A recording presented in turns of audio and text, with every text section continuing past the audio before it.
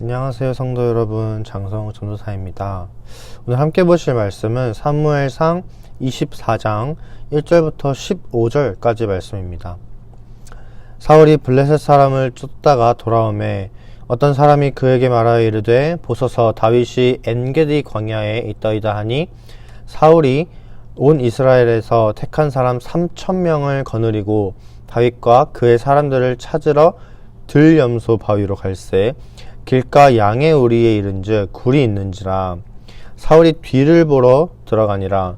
다윗과 그의 사람들이 그 굴 깊은 곳에 있더니 다윗의 사람들이 이르되 보소서 여호와께서 당신에게 이르시기를 내가 원수를 내 손에 넘기리니 내 생각에 좋은 대로 그에게 행하라 하시더니 이것이 그 날이니이다 하니 다윗이 일어서서 사울의 겉옷자락을 가만히 베니라.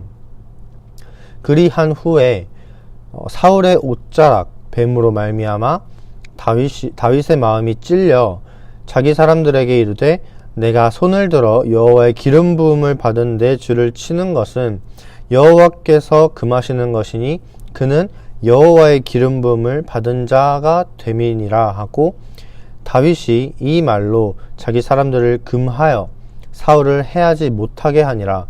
사울이 일어나 굴에서 나가 자기 길을 가니라. 아멘. 오늘 말씀은요, 이 다윗이 자기를 죽이려는 사울을 살려주는 장면입니다. 사울은 이스라엘 초대 왕으로서 이게 하나님께서 직접 세우셨어요. 사울을 택하여서 하나님께서 세우셨습니다. 그런데 말년에 하나님을 떠나서 악인의 모습을 점점 보입니다. 그래서 다윗이 장차 이스라엘의 지도자로 주목받고 왕으로서 세워지려 하니까 이 사울이 다윗을 죽이려고 엄청 애를 써요. 그래서 다윗은 이 사울을 피해서 여기저기 도망을 다닙니다. 그러다가 이제 한 번은 엔게디 광야라는 곳으로 도망을 가는데 다윗이 그곳으로 도망갔다라는 이 소식을 이제 사울의 어떤 신하겠죠. 이 어떤 사람이 사울에게 이 소식을 전합니다. 그래서 이 사울이 병사 3,000명을 데리고 다윗을 죽이려고 그 엔게디 광야로 찾아가요. 이 한 명 죽이려고 3,000명 끌고 가는 사울도 참 웃긴 것 같아요. 그런데 어쨌거나 이게 사울이 병사들을 이끌고 다윗을 죽이려고 찾아갑니다. 찾아갔는데 이 사울이 배가 좀 아팠나 봐요. 근데 마침 근처에 이제 좀 굴이 있었던 거예요. 그래서 그 굴에서 좀 볼일을 좀 보고 있었습니다. 그런데 마침 그 굴 안에 다윗을 따르던 사람들, 다윗의 사람들이죠. 이 다윗의 사람들이 그 굴 안에 숨어 있었던 거예요.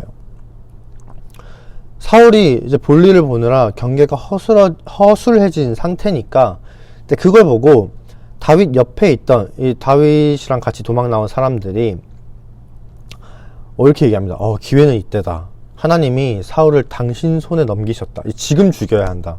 지금이 아니면 기회가 없다. 이런 식으로 말을 하는 거예요. 아마 다윗도 그 말을 듣고 혹했을 거라고 전 생각이 들어요.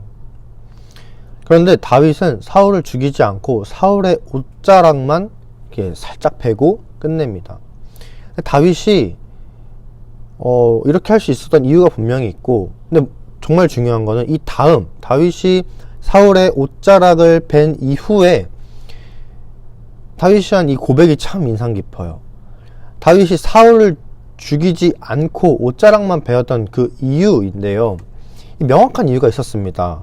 그게 뭐냐면 이 사울을 왕으로 세우신 그 하나님의 주권을 인정하고 있었던 거예요. 이스라엘의 왕은 아무나 할 수 있었던 게 아니었습니다. 제가 앞서 말씀드린 것처럼 사울은 하나님께서 택하여서 직접 세우신 왕이에요. 그러니까 사울도 그렇고 다윗도 그렇고 하나님께서 직접 택하셔서 선지자를 통해서 기름 부음 받은 자만이 이스라엘의 왕이 될 수 있었습니다. 그러니까 이스라엘의 왕은 하나님께서 세우신 거예요. 내가 왕을 하고 싶다고 왕을 할 수 있었던 게 아니란 말이죠. 뭐 혈통을 통해서 왕이 되는 것도 아닙니다. 온전히 하나님의 주권하에 하나님께서 직접 택해서 세우신 그 사람만이 이스라엘의 왕이 될 수 있었던 거예요. 그래서 그 왕의 권위에 도전하고 그 왕의 생명을 해하려는 건 이 하나님의 주권에, 그러니까 하나님께 도전하는 것과 다를 게 없는 겁니다. 다윗은 이걸 명확하게 알고 있었어요. 그래서 사울을 죽이지 않는 겁니다. 우리 그리스도인도 이런 모습이 좀 있어야 돼요. 살다 보면 나에게 피해를 주는 사람들이 생기기도 하고 또 뭐 억울한 상황에 놓일 때도 비일비재하죠. 그만큼 다양한 일들이 우리 삶에 정말 많이 벌어집니다. 하지만 여러분은 하나님의 택함 받은 사람들이에요. 마치 다윗처럼 말이죠. 그리고 하나님은 자기가 택한 그 사람을 절대 놓지 않으시고 포기하지 않으시고 그 앞날을 계속해서 인도해 나아가십니다. 정말 여러분이 하나님을 믿는다면 이 세상을 창조하고 다스리고 계시는 그 하나님의 주권을 절대 의심하지 말고 여러분 까먹지 마시기를 정말 진심으로 바랍니다. 하나님은 말이죠, 우리 눈에 보이지 않을 뿐 여전히 살아서 그 주권을 가지고 세상을 다스리고 계세요. 그렇다면 우리는 어떻게 해야 될까요? 나에게 어려움이 찾아와도 세상을 다스리고 계신 그 하나님 앞에 토로하고 그 주권 앞에서 그 주권에 나의 문제를 맡기는 겁니다. 그래야 하는 거예요. 그게 하나님의 주권을 인정하는 그리스도인의 삶입니다.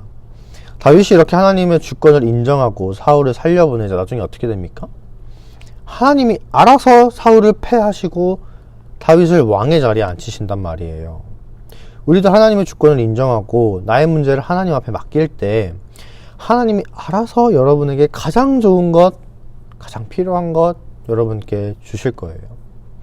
이 사실을 우리는 반드시 믿는 성도님들이 되시기를 바랍니다. 오늘 함께 기도하셨으면 좋겠는 것은 하나님의 주권을 인정하고 순종하는 나의 믿음입니다. 다윗 옆에 있던 사람들이 다윗에게 지금이 바로 하나님이 주신 기회다 라고 말을 했을 때 다윗도 그런가 싶었을 거예요. 또 자기를 죽이려는 사람인데 자기가 안 죽이면 자기가 죽잖아요. 그러니까 빨리 제거하고 싶은 게 우리의 상식적으로는 이게 맞는 건데, 근데 다윗은 이 죽이고 싶은 마음이 있었음에도 불구하고 그런 사람들의 말에 넘어가지 않고 오직 하나님만을 바라보면서 그 주권에 집중했단 말이에요. 그 앞에 순종했죠. 이런 믿음을 위해서 오늘 함께 기도하셨으면 좋겠습니다. 기도하겠습니다. 사랑이 많으신 하나님 아버지, 오늘 다윗이 하나님의 주권을 인정하는 그 모습을 통해